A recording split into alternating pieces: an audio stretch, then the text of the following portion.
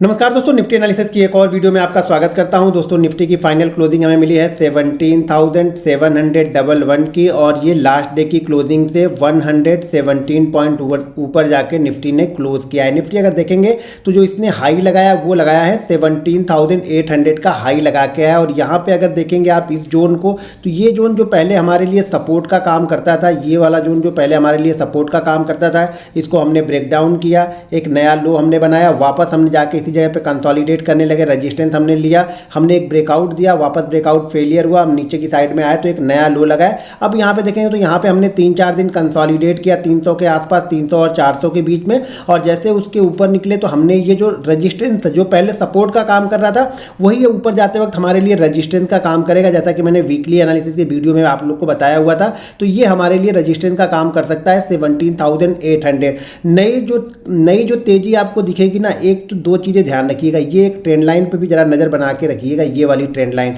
जो कि 17,800 के 18,000 के आसपास अभी है। तो अगर हम 17,811 के ऊपर क्लोज करने में कामयाब होते हैं, इसके ऊपर सस्टेन करने लगते हैं, तो हमारा टारगेट यहाँ पे 18,000 का ये टारगेट हमारा बन जाएगा। यहाँ पे ध्यान रखिएगा, नीचे जाते वक्त अब हमारे लिए सपोर्ट का क्या, सपोर्ट लेवल क्या है, सपोर्ट जो हमारे लिए है वो है यहाँ पे 17,500 के नीचे की क्लोजिंग ही बैंक निफ्टी को नीचे लेके आएगी। ये ध्यान रखिएगा, हमारे पास दो सपोर्ट हो गए 17,500 और 17,300 के नीचे, यानी 17,280। ये हमारे पास स्ट्रॉन्ग सपोर्ट है। एक बीच में हमारे पास स्मॉल सपोर्ट है, वो है 17,500 का, इस पर भी नज़र बना के हमें रखनी है, क्योंकि ये सपोर्ट जो स्ट्रांग है, और ये सपोर्ट को भी ध्यान रखना पड़ेगा, क्योंकि हम इस बॉडी जो कंटिन्यू यहाँ पे हम वीक हम बन रही थी, यहाँ पे हम क्लोजिंग 17,500 के ऊपर ही कर रहे थे, तो हम इसके ऊपर क्लोज करने में कामयाब हो गए। तो अगर आपके पास पोजीशन है तो आपका एसएल क्लोजिंग बेसिस पे ये होना चाहिए, इससे 10-5 पॉइंट नीचे का लगा के रखिएगा। अब नई तेजी आपको 17,811 के ऊपर ही गिननी है, ये ध्यान रखना है।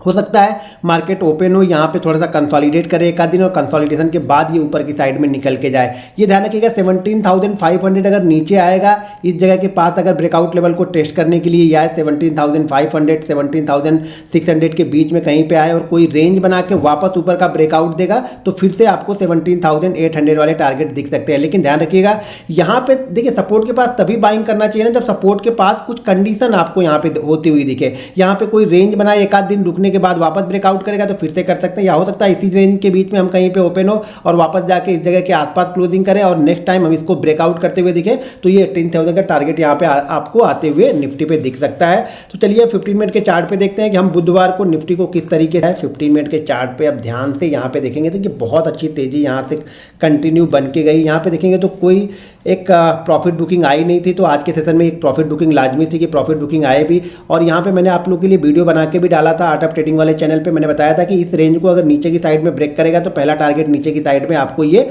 17,700 का दे सकता है, और उसको ब्रेक करेगा तो 17,650 का टारगेट आपको नीचे की साइड में देखने को मिलेगा। तो ध्यान रखिएगा, ये जोन जो होगा वो सपोर्ट लेवल होगा। नेक्स्ट टाइम जब ओपनिंग होगी तो ये हमारे लिए सपोर्ट का काम करेगा। अगर इस रेंज में कुछ टाइम बिताने के बाद ब्रेकआउट या ब्रेकडाउन होगा तभी हम ट्रेड करेंगे। अगर मान लीजिए गैप डाउन ओपनिंग होती है और इस रेंज के बीच में होती है, तो यहाँ पे इमीडिएट आपको ट्रेड नहीं लेना, इंतजार करना है रेंज का कि मार्केट कोई रेंज बनाए और रेंज को ब्रेकआउट करे, या फिर अगर इस गैप डाउन ओपनिंग के बाद में पहले ही 5 मिनट की कैंडल अगर शूटिंग हैमर कैंडल बन जाती है, पहली 5 मिनट की कैंडल या फिर पहले 15 मिनट की कैंडल भी अगर यहाँ पे आपको हैमर कैंडल बन जाए, तो उसी हैमर का एसएल लगा के यहाँ पे हम बैंक निफ्टी को ऊपर की साइड में देख सकते हैं। और ये ऊपर की साइड में जो टारगेट होगा वो 17,700 और उसके बाद 17,750 के ये टारगेट जहाँ से हमने ये ब्रेकडाउन दिया, तो यहाँ पे हम आ सकते हैं, जो कि शॉर्ट टर्म में हमने एक बहुत अच्छा रैली देखी। रैली के बाद यहाँ पे थोड़ी सी प्रॉफिट बुकिंग आई है। ये प्रॉफिट बुकिंग है, देखिए हमने आज की ओपनिंग के नीचे भी हम क्लोज नहीं कर रहे हैं, तो ये ध्यान रखिएगा ये प्रॉफिट बुकिंग ही है।